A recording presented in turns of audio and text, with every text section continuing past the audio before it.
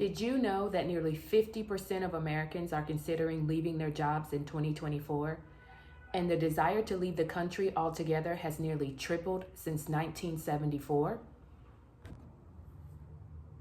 In this video, I want to share with you 5 key reasons why I decided to leave the United States, and you should too, even if it's just for a little while or to have a different experience.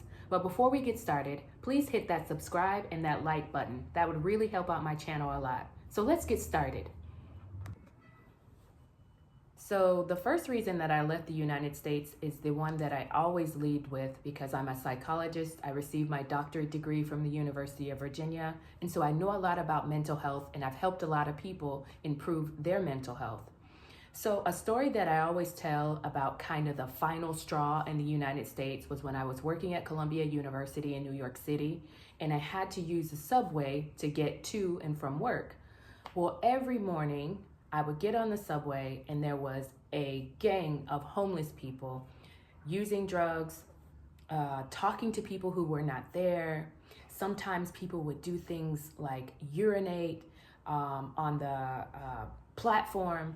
It was insane. And this type of behavior really starts to influence you no matter who you are or what profession you have. I realized that the declining health of the people around me slowly but surely started to affect me. In my job, there were people crying. In my neighborhood, there were people screaming. In my friend circle, there were always people complaining. I realized that it wasn't just me, that mental health or the mental health crisis in America was starting to affect everyone from the highest echelon down to the lowest. And I decided that I really needed to take a step away from the pressures and pains of living in the United States. The second reason why I left the United States is clear and simple. It has to do with gun violence, school shootings, mass shootings. I know what you're going to say. Hey, there's violence everywhere, and that's true. But when's the last time that you visited another country and turned on your television and you had to hear the details of a 12 or 13-year-old who killed their teacher and killed their peers?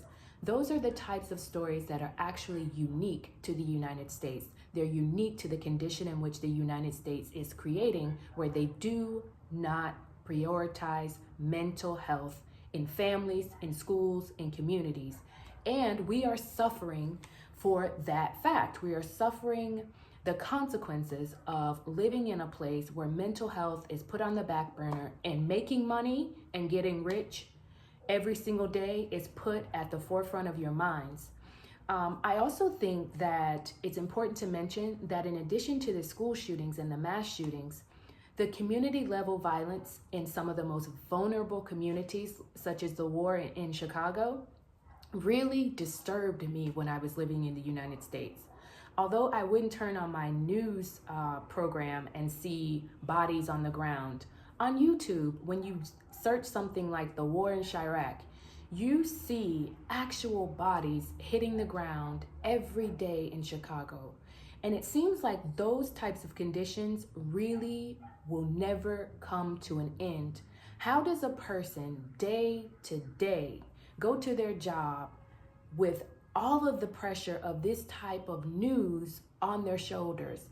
To me, the gun violence has become something that's unbearable, and it's one of the top reasons why I decided to leave the United States. The third reason why I left has to do with the chaotic political climate that exists right now in the United States. I really thought it could not get any worse than Trump deciding that he wasn't going to leave the White House, and that instead he was going to encourage people to riot and attack people at the White House. No, that was nothing compared to the shock and awe of Joe Biden deciding that, hey, I no longer want to be president. Hey, I no longer can fulfill my duties as president. Well, if you cannot fulfill your duties as president, then who is running the White House right here and now? The question remains the same. Most Americans don't want to hear a debate about what will happen in the future. Americans want to hear a debate about what in the hell is happening right now. If Joe Biden is not in any condition to run the country, who's running it? What's happening? To me, it's just utter chaos, and something that used to be so dependable, so important for our security and for our sanity is now in chaos. Not to mention the fact that it is unprecedented that Joe Biden just handed the reins on to Kamala to just lead the country now. It's just, to me, a time where people need to start to think about what is really going on. Although you want to continue to live in a fantasy world and pretend like everything is okay and that somehow they'll magically build a bridge to making things work out, I think now is the time in which all Americans need to pay attention to exactly what's going on and decide whether and how to move forward.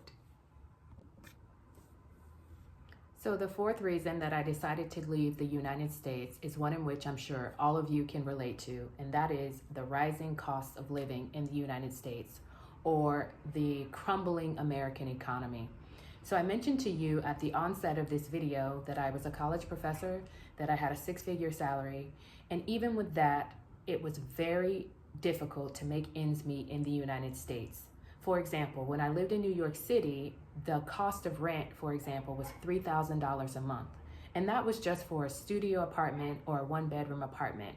And when I made the move to Los Angeles, I paid $5,000 a month for my one-bedroom apartment. So imagine writing a check every month for $5,000 that only covers your housing costs. Not to mention the other things that you have to pay for, whether it be healthcare, student loans, food, clothes, shelter. If you have children, that's extra cost. So in my personal opinion, the climate of the United States, as far as the economy, is dwindling. It's worsening every single year, and average Americans are struggling to make ends meet. To me, it doesn't give me any more assurances that Trump might be our next president or that Kamala might be our next president, because it seems to me that throughout the many years that I've lived in the United States, it's always been business as usual.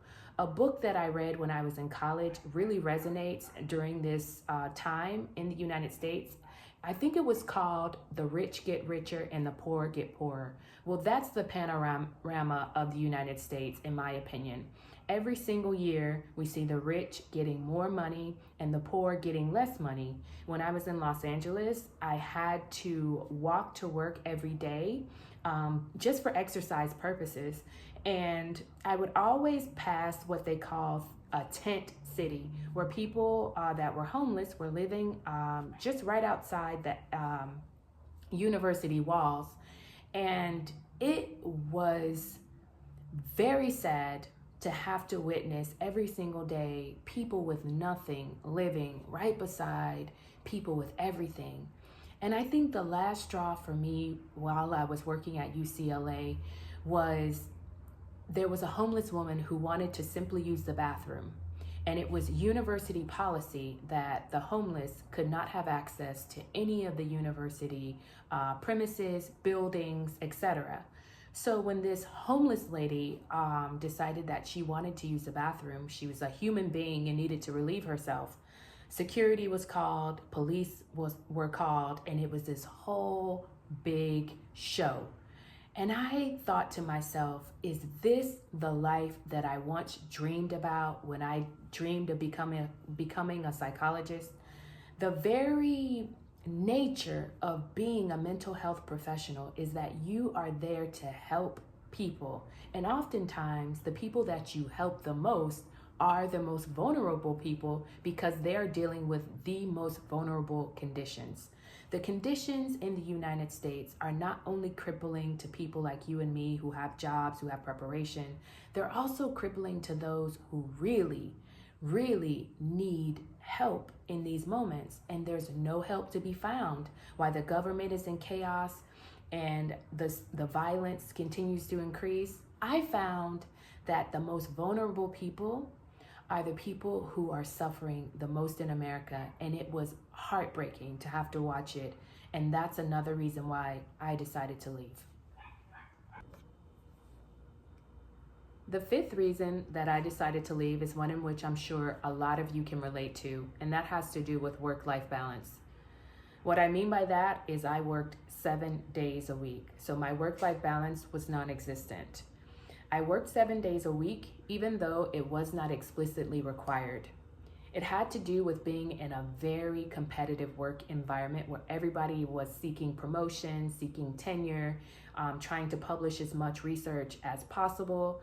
And therefore, you do have to work 7 days a week. I found myself responding to emails, responding to phone calls, having conversations, all work related, even on Saturdays and Sundays where I was supposed to be taking a breather or taking time for myself. I feel that that way of life, the American way of life, is unsustainable. You will eventually experience burnout, and not to mention the fact that you will be rich in a lot of things.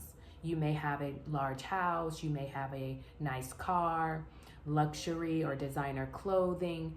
You will be rich in a lot of material things, but you will be poor in the things that matter the most: empathy, compassion, sharing, giving, joy, real peace will leave you when you constantly have to deal with the type of work environments that require you to give 110% every single day of every single year. It's just not sustainable. So that is the final reason why I decided to leave the United States.